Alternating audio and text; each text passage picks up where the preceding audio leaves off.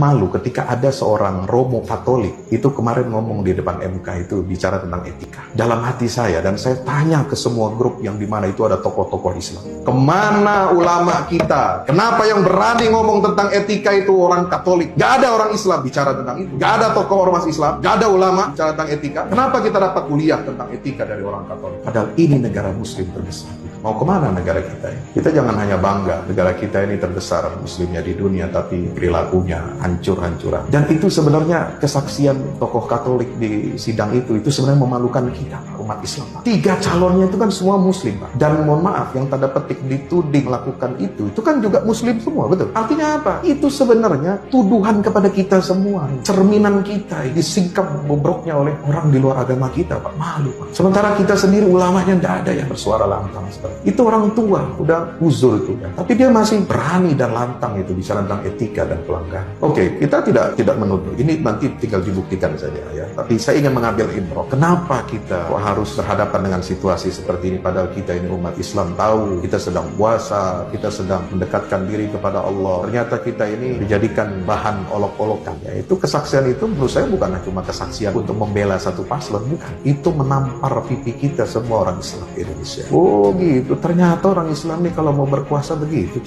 Malu loh, Pak. Ayo dong kita perbaiki. Persoalan etika dan kejujuran itu bukan masalah politik menurut saya. Ini kita bicara hati nurani, kita bicara marwah agama Islam yang dipertaruhkan. Itu saja kepentingan kita. Kalau kita mendiamkan ini semua bahaya. Maka itu kita harus saling tawasaw bil haq, tawasaw bis sabr. Saling mengingatkan, menasehati dalam kebenaran dan saling menasehati dengan kesabaran.